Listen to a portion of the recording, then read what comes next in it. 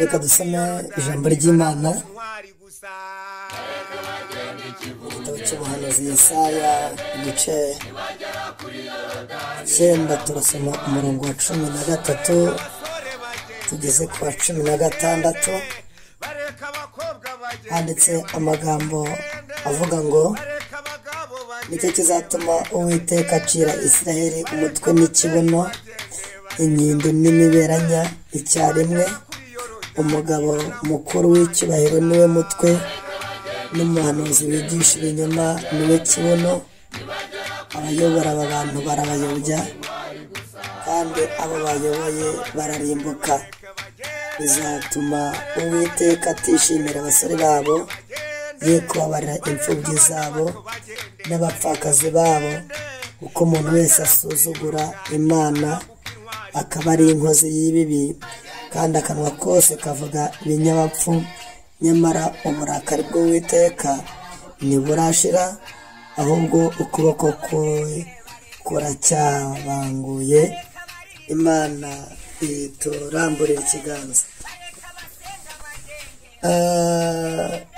Iri ni ubuhanuzi bukomeye Imana itambukije ku bantu b'Imana, by'umwihariko ku itorero ry'Imana, kuko abantu b'Imana Imana yahamagaye kandi yizeye barayitengushye, baranayihemukira, bayibeshyera ko bayizeye, banabeshya abantu ko bayizeye. Hanyuma bituma bakinga indamu imbere, bigoreka ubutumwa bwiza. Ndetse umuririmbyi yaravuze ngo yewe ikintu cyazanye ibice mu itorero cyarangiza kikarisuzuguza abataririmo, ariko aravuga ngo abera baryo bari maso. Nubwo bimeze gutyo, kandi bahora babwira Imana ibyaryo ngo ize irirengere. Nubwo Satani yahagurutse mu buryo bwinshi, ariko agateza abantu kwihugiraho, agateza abantu kurangara. Iki ni igihe cyacu cyo gukanguka, kubera ko abakanguzi bamaze kutugeraho, kandi utazakanguka keretse udafite umwuka w'ubuzima, cyangwa se udahumeka umwuka w'abazima. Ariko igihe cyo gukanguka kiraje, kandi cyegereye umuntu wese. Imana ivuze ibintu bikomeye. Iravuze ngo Isiraheli ni ijambo ry'inyunge, risobanura Isira na Eri, bisobanura ngo ni ubwoko bw'Imana. Abantu Imana yahamagaye bakoze ibyaha bayikora mu jisho, abantu bakoze ibyaha by'ubusambanyi bayikora mu jisho, abantu bakoze ibyaha by'ubugome bayikora mu jisho, abantu bageze ku rwego benda umuriro utari uwo ku gicaniro, utari uw'Imana yavuze, bawuzana ku gicaniro, bazana indi myuka mu rusengero. Abo abantu b'ibitega, abantu bafite amahembe, abantu bakorana n'izindi mbaraga binjiye mu rusengero, kandi baza gukora ibintu bikomeye ku ruhimbi, batumwe n'imbaraga z'abadayimoni. Ariko ibyo byose bakabikora mu izina ry'Imana, ndetse bakanarenzaho bagakora imirimo y'Imana. Icyo rero cyababaje Imana, kuko byatumye umwuka w'ibinyoma uzamuka. Hanyuma uko kuzamuka kw'ibinyoma gutuma n'abashumba nabo bananirwa, kugeza ku rwego bamwe bigurije intama zibyibushye nizo barimo barya. Ariko mu ijuru babirambiwe, Imana yabirambiwe, ivuze ibintu bikomeye. Iravuze ngo nicyo kizatuma Uwiteka acira Isiraheli umutwe n'ikibuno. Agiye kurica umutwe n'ikibuno. Amadini Uwiteka agiye kuyaca umutwe n'ikibuno. Nicyo gituma iyi mubiri yose murimo muyibona, kuko bakinguriye akaga karaza, bakinguriye amakuba arinjira. Kandi iyo ukinguriye Satani azana n'ibiye byose.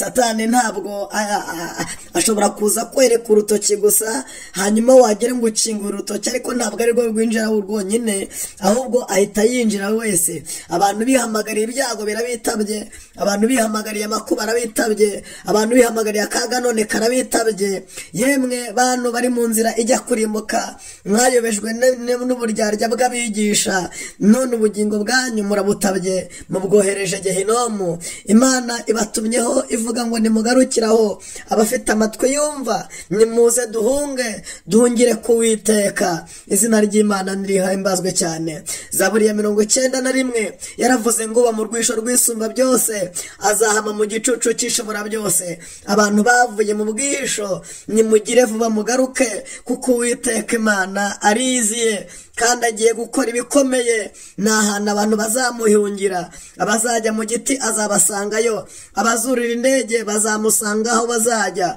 abazamanuka mu mwobo bazamusangayo, kuko ni ahantu ho gucikira. Uwiteka ariyiziye kandi nta kindi kimuzanye, aje gucira Isiraheli umutwe n'ikibuno. Yavuze ijambo rikomeye, aravuga ngo umugabo mukuru w'icyubahiro niwe mutwe, uwo mushumba, uwo mubishopu niwe mutwe, hanyuma umuhanuzi w'ikinyoma niwe kibuno. Uwiteka rero arabahagurukiye kandi nta muhe abafitiye, kuko mwaramugomeye musuzugura izina rye ryera. Ijambo rya kabiri, abayobora abantu muri iki gihe barabayobya, kandi nabo bayoboye bararimbuka. Kabone nubwo batuma muhimbaza, ariko Imana muhimbaza igihe cya Mose yabayemo cyongeye kugaruka. Mose ngo yigeze ajya gusenga, amara iminsi 40 ataza muri Isiraheli. Hanyuma muri iyo minsi 40 ngo nuko biremera ikigirwamana. Aroni ikigirwamana baremeye, arababwira ngo ngaho nimugende mujye kuramya,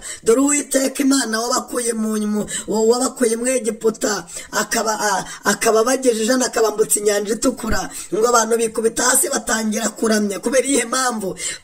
Basengaga iyo batazi, iyo bakora ibyo byose ntibayizi. None bitumye ikimasa baremewe bakikubita imbere bavuga ngo dore Uwiteka niwe Mana, niwe Mana. Imana ibwira Mose, iramubwira ngo manuka, Abisirayeli bamaze kuncumuraho, kuko bazanye ikigirwamana imbere yanjye.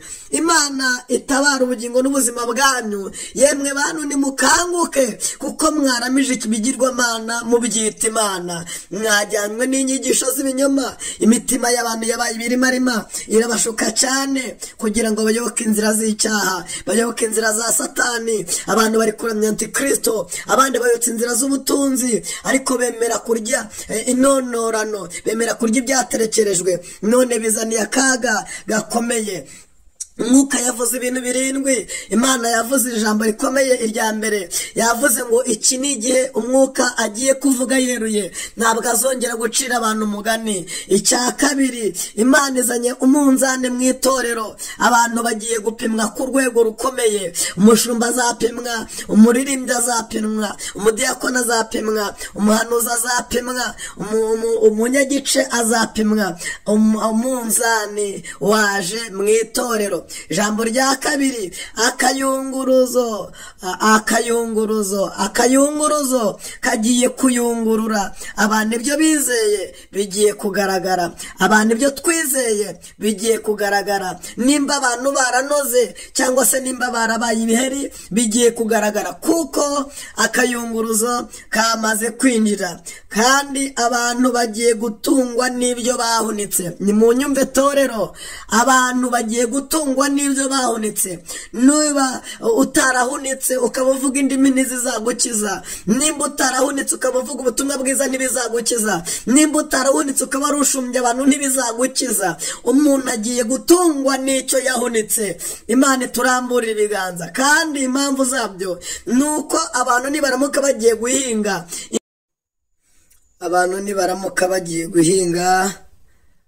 ntabwo bazasarura. Imbuto ntabwo zizamera, n'izizamera ntabwo zizigera zera, kuko ariko Uwiteka Nyiringabo abitegetse. Imana si no ku buryo yaba ikurimo ukayihisha, kandi Imana abantu batakubonanye ntayo ufite, kabone n'ubwo waba uririmba, kabone n'ubwo waba usenga, ntayo ufite, ahubwo birasobanura ko wapfubye.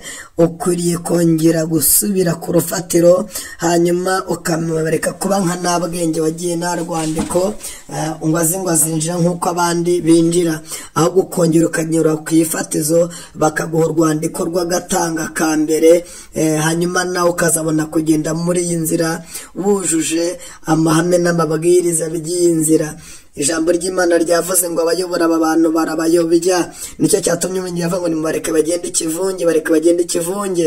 Nitugera kuri Yorodani harambuka intwari gusa. Yorodani rero turimo turagenda tuyisatiriza ibirenge, kuko ibirenge byacu bikamaze gukandagira mu kaga. Imana yo mu ijuru niyo yonyine yo kudutabara, kandi ikadutabarana n'abacu mu izina rya Yesu. Icyo wakora ni kimwe, ni ukongera ugasenga, hanyuma ukihana, abo mufitanye ibibazo mukabikemura, abo gusaba imbabazi ukabasaba imbabazi, abo gusabwa imbabazi bakazisaba, hanyuma umuntu wese agatunganya inzira ye, hanyuma tugategereza ikizaturuka mu biganza by'Imana.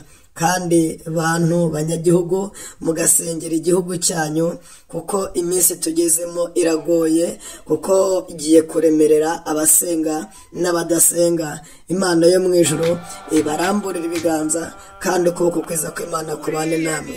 Mana, ndagushimira cyane kuko ari wowe uvuga bikaba kandi wategeka bigakomera. Ndagushimira cyane kuko uri umunyembabazi, kandi imbabazi zawe zihoraho.